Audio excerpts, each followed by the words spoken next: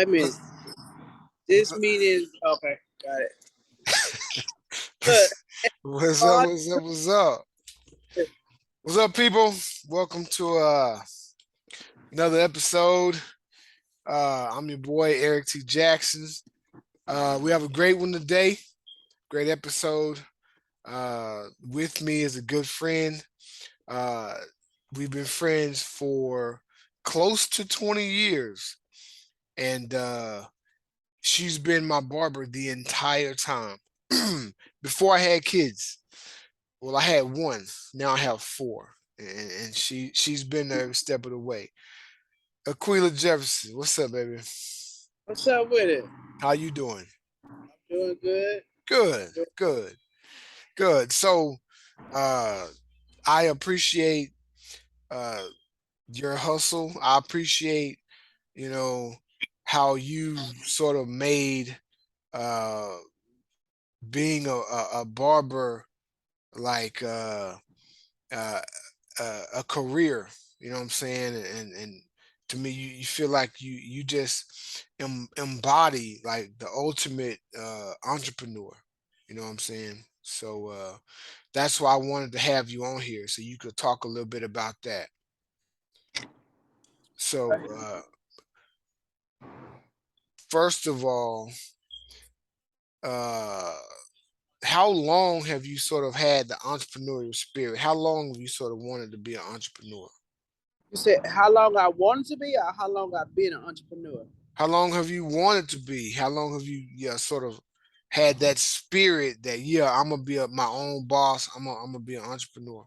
I'm gonna say back in 2002 when I was trying. I think I was probably like I'm 45 now, so I probably was like 25. 23, 22, 24, 25, something like that. My early Okay. 20s. Hmm. Um, I've decided, okay, what I'm gonna do. And the reason why I decided to be an entrepreneur and to work for myself is because in my younger years, in my 20, 21 years, I got in trouble. So Okay. because I got in trouble Hmm. and I knew that I was gonna carry I got in trouble, I got put on probation. I didn't take the probation seriously. I had actually cashed a forged check, which the check was higher than $500 or making a felony. Oh wow. So then Okay. I knew when I didn't take the probation seriously, I had to go do 6 months. But when I did 6 months, that's where okay, I got something on my background. What am I gonna do to where it's not going to stop my growth in life? And I feel like the only thing that I can do at the time is be an entrepreneur. Is Yeah. work for myself, you know, Absolutely. Yeah. and and because of that, I knew that because I worked for myself, I had to build a foundation for myself to where I was able to have a set clientele. And being an entrepreneur, you got to have the mind. You got to have the mindset to know how to hustle, I guess, because Absolutely.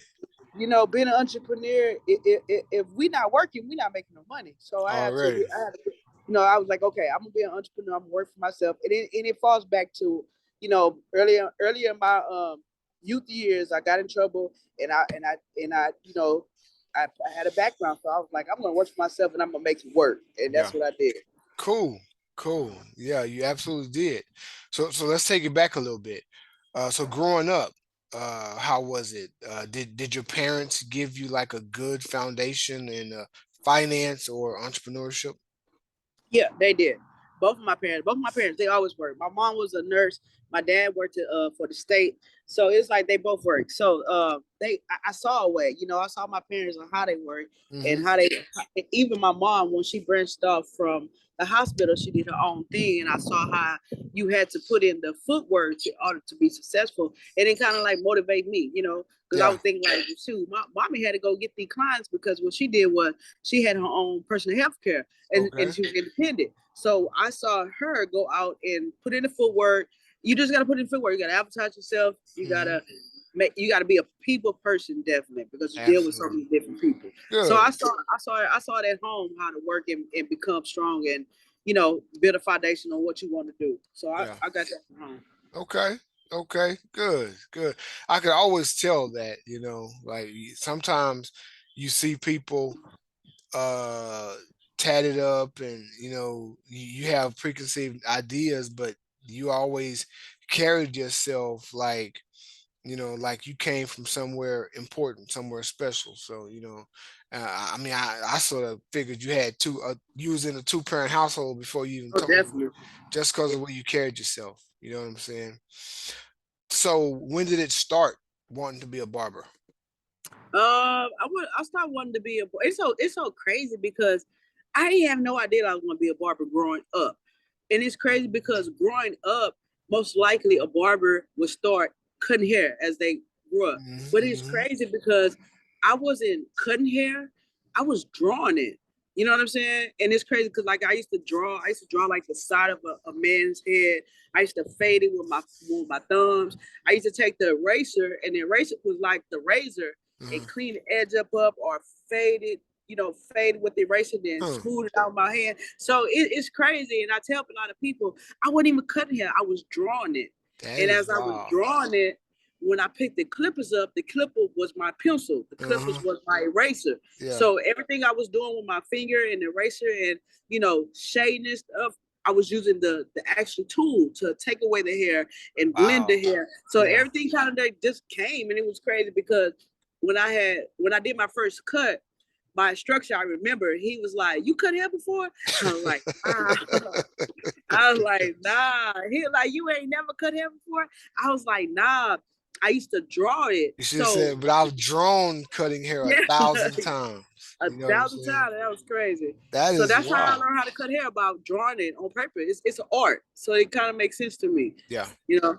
So And have then when I went to school, I actually learned what the objects do. okay. Basically, because in my eyes, I'm looking at the clippers like a pencil. I'm a create this line. I'm Hmm. a smudge this line. I'm a fade it. So it's just like, yeah, it's crazy because I was not cutting hair. I was drawing it. So I guess I was cutting hair, but I was doing it on the paper. That makes Yeah. sense. Yeah. That's crazy. Have you come across anybody else that started that way? No, no. Yeah. No, it is no, but a lot. But what I will say, a lot of barbers are artists. They can draw. Already. They Yeah. can draw. I Yeah, believe that's that. what I do know. Just And I'm like a thinking lot of tattoo artists can draw also. Yeah. a Yeah. lot of tattoo artists could draw too. Yes, Already. yeah. And this one guy, he was my mentor, Sparks. He can draw and he can cut. So I think that have a lot to do with it. It's an art. It's a craft. And so you're you're you're painting, but you're painting with clippers. If that Hmm. makes sense, you Hmm. fading.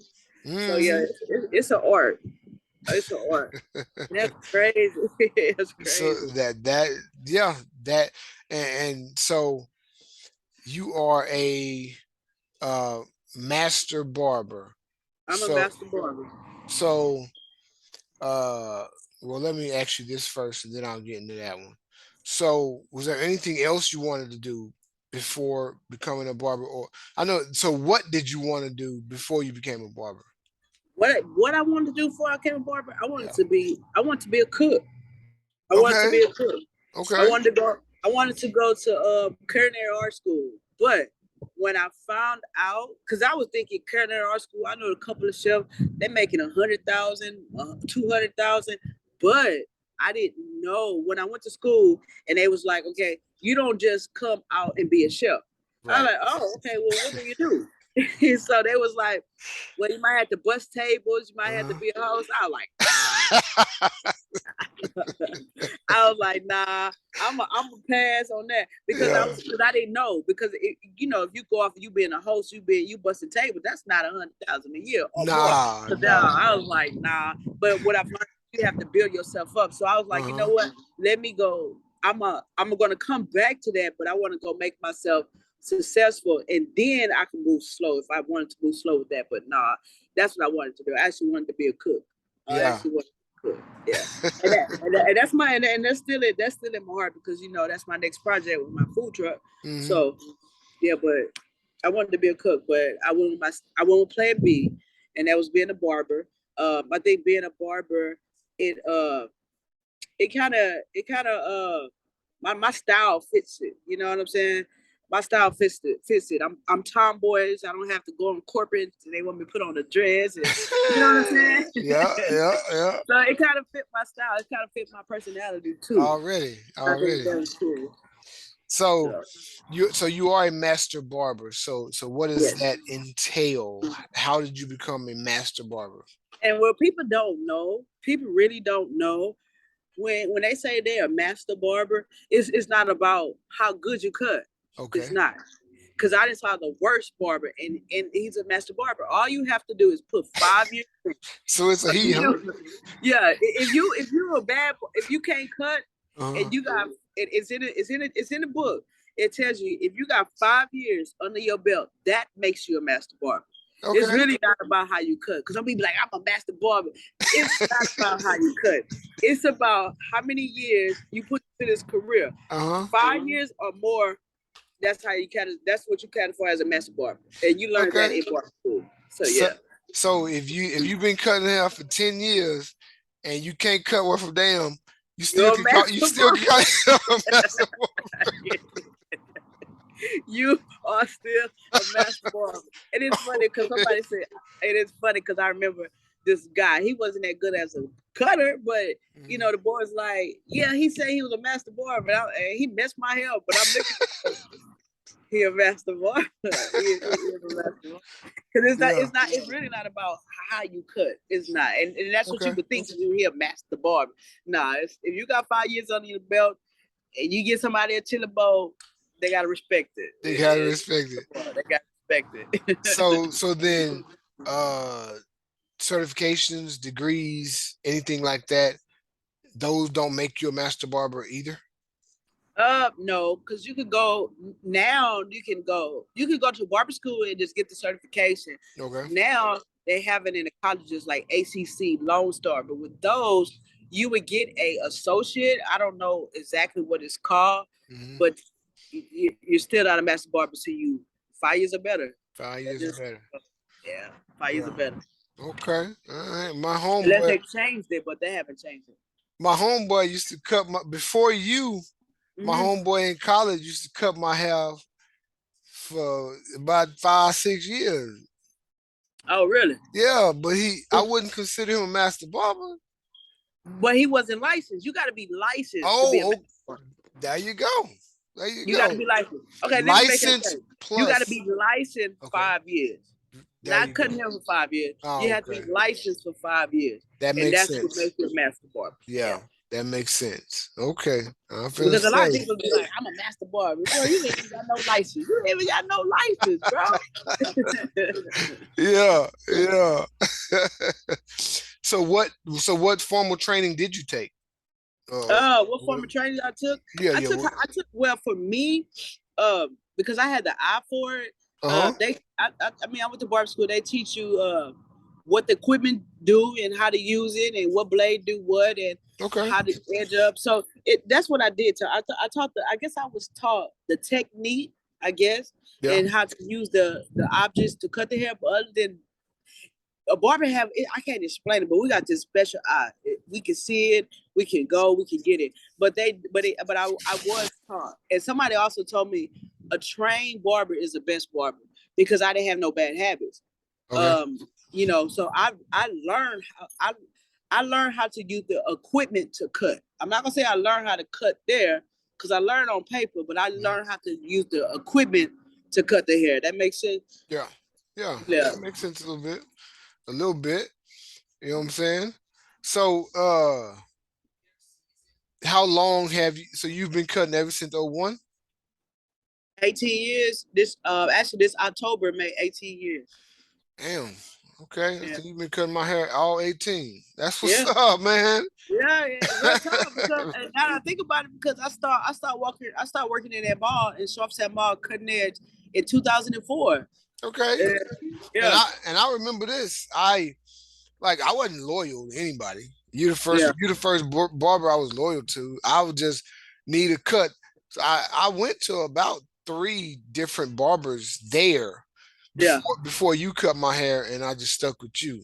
So Okay, well, I sure appreciate you. Keep on making them babies. yeah, Make I some used, more. so I used to see a couple of the guys that I was with before you, and I would keep going back to you. I'd be like, hey man, Yeah. sorry, bro. Yeah. You didn't do enough to keep me. You know what Yeah, I I'm know saying? that's right. Nothing wrong with that. Yeah. So have you cut any famous people's hair? uh, no, not like I didn't cut. Let me see. No, not really. I done cut a lot of underground like rappers. A lot of Okay. Houston rappers. I haven't cut nobody famous like no 50 Cent, Ed Hart, Kevin Hart, or nobody like that. But Okay. I have cut a couple of entrepreneurs, but Yeah. no one like no. I take that back. I cut Pimp C. If you want to count Pimp C, he ain't have no Hell hair. yeah. No, he Yeah. had a little beard, so we could take that. I Okay. cut another rapper.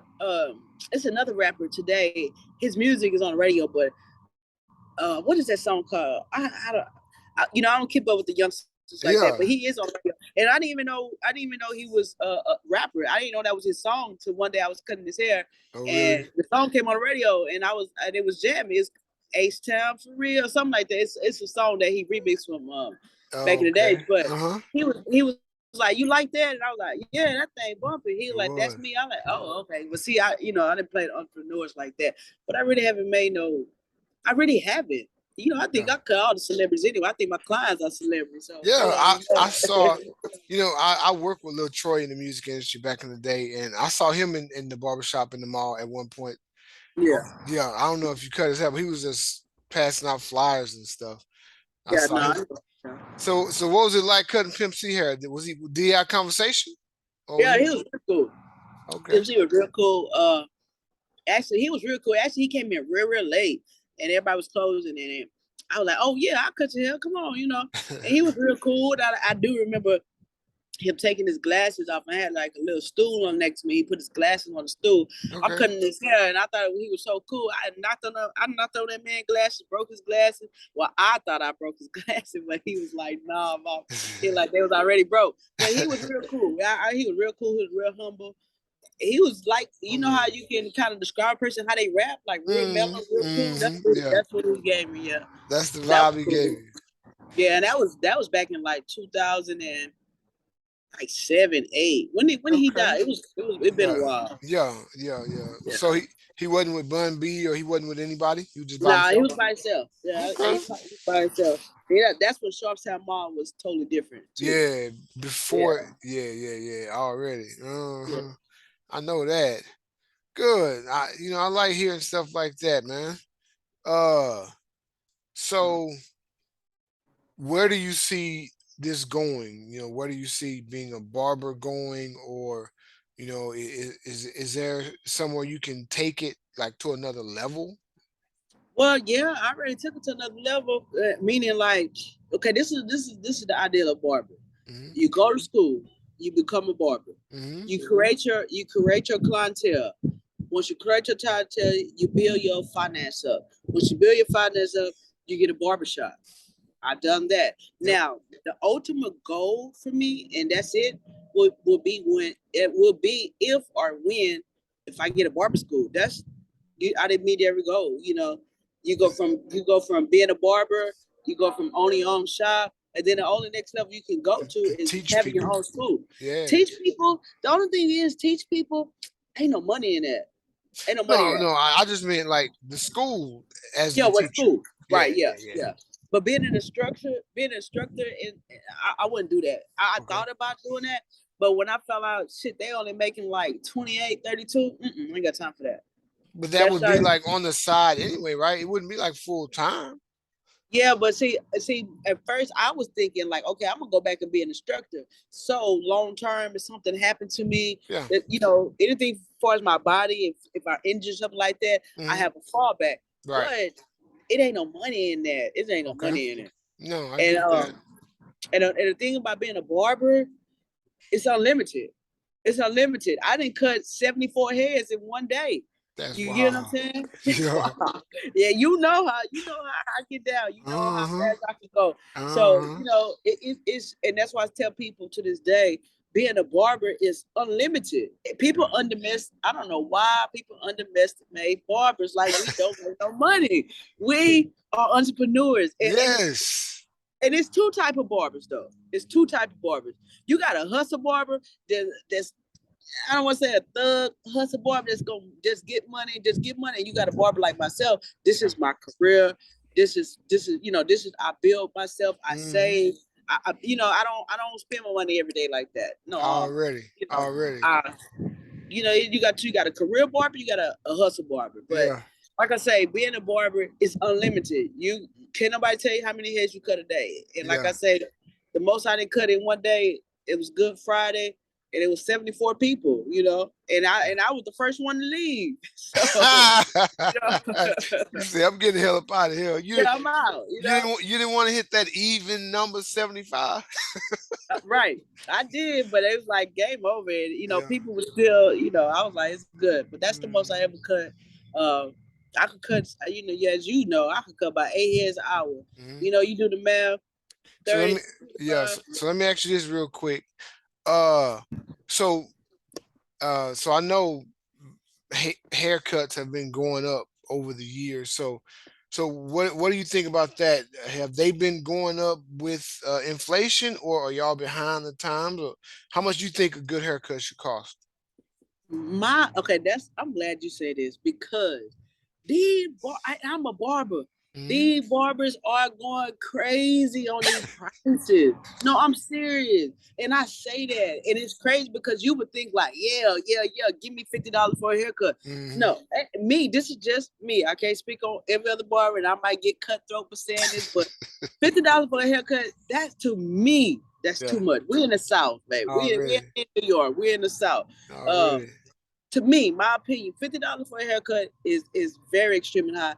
I ran into a guy I met at a bar. He was from Memphis. He was like, "Yeah, I got my haircut, but the dude didn't really do nothing." And he charged me $60. I say, $60? You pay $60 for a haircut? Well, you need to come check me out. Cut and shave for me is $30. And he like, for real?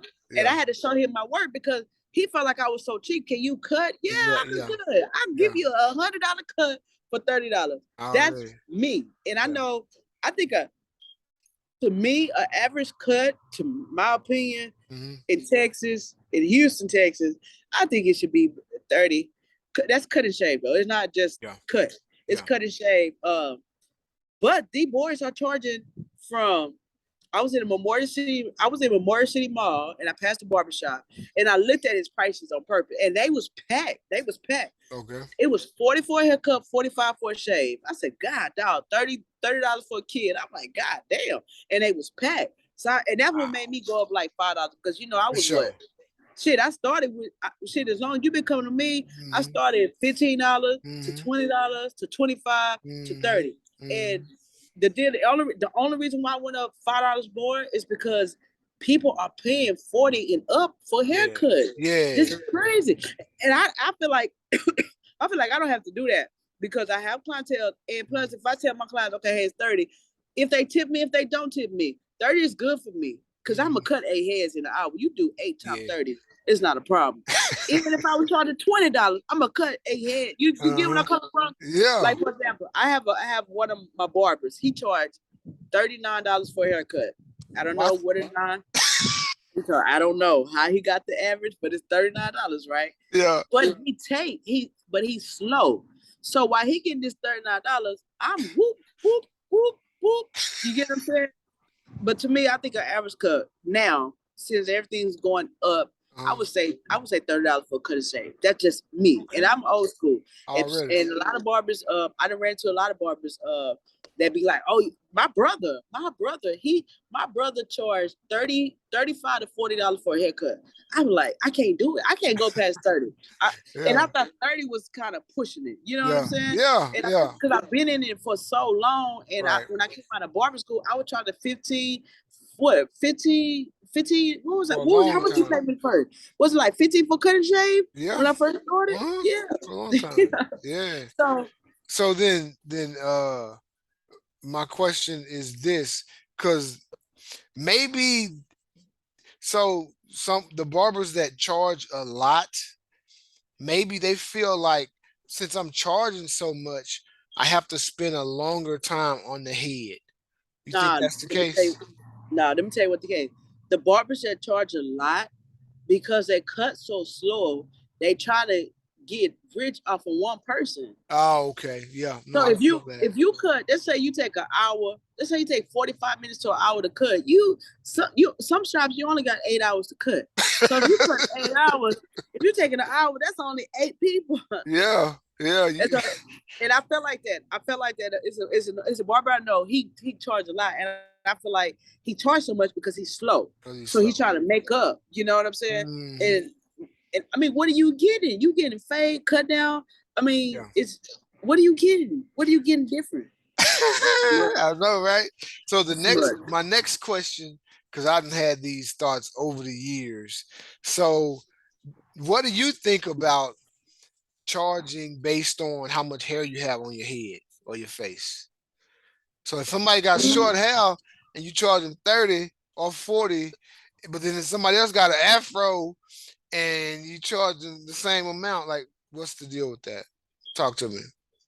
See that? And see that's the. It's not really about. It's not really about what you have on your head because Mm-hmm. you want a haircut. A haircut is a haircut. Now it's so crazy that you said afro because back in the days, afros used to cost more than a haircut because you have to really, they really want it shaped nice, real. Afros Oh, used to okay. cost more. Okay. Um, but to me, if you want even all over, you want a bald fat, you want a mohawk, you want Mm-hmm. whatever, Mm-hmm. it's still gonna be the same amount of time I put into each cut for Mm-hmm. me. Mm-hmm. So, hey, you choose that hairstyle. You want a one all over, that's your fault, you know. But and what I can say is I do charge more. Like say for example, and I had somebody come in there the other day. Mm-hmm. Um, he wanted a mohawk. I don't know. He wanted about 5 haircuts. The way he was explaining it was like 5 haircuts in one. I was like, yeah, you gonna pay for this. I'm thinking about myself like, yeah, you gonna pay for this. Yeah. Yeah, what you want? Okay, you want this way? Okay, you want the V in the back? Okay. I'm thinking like, yeah, you're gonna pay for that. But really really honestly, even if you wanted five different haircuts in one, I Mm-hmm. would still charge you just what I charge everybody for a Mm-hmm. haircut. Yeah. And everybody's Yeah. different. And I'm different because Yeah. it all depends. I'm different. I don't try to get rich off of one person. And a lot of people used to tell me, oh, you should charge more, this and that. Now I'm comfortable with what I'm doing. Yeah. It's just a haircut. It's so many other barbers out here that you could go and you really could go to a barber school and get you a nice cut. It might be off, but you know what I'm saying? Yeah. But So what do you think about uh I've never even been. I just see the signs about the barbers that charge like $2.99, $3.99 for a cut. Are those like white barbers or are they Asian? Like that who are when they? you get when you get down to like the 299, 399, it's Asian. Okay. Asian. They don't give a damn what you look like. They don't give a shit what you look like. They feel like, oh, you sit down in my chair? Okay. They don't Yeah. give. Hey, one thing about Asian people, and I love all different colors of people. They Yep. gonna get their money. They do not care. Yeah. You don't care. Yeah. I don't care. They be like, oh, you okay? Whoop. Yeah. That's it. It's what it is. But Everything a hustle with them.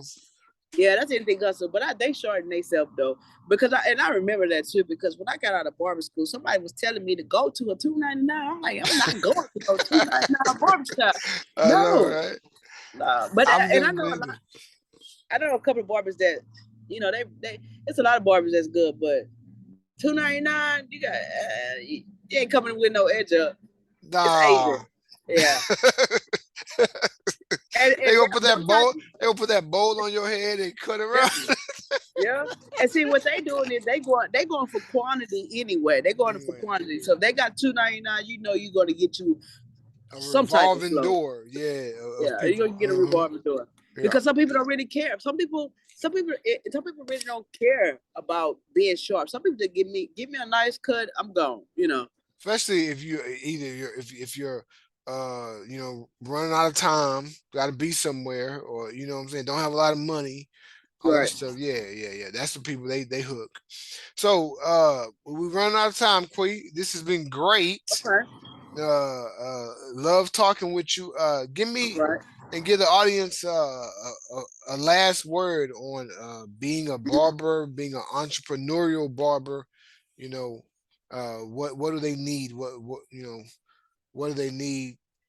Give them some words of wisdom. If you being a barber, being an entrepreneur, you have to put in the footwork. Okay. When I say footwork, get your flyers, get your cards, get social media popping so hard. Mm-hmm. You know, that's really the nice, you know, to go out there and grab people. But you got to put in the footwork. You just got to Already. you have to have the mindset to know that if you don't make no money or if you don't have no clientele, you're not going to make no money. So what you have to do is you have to build your clientele in.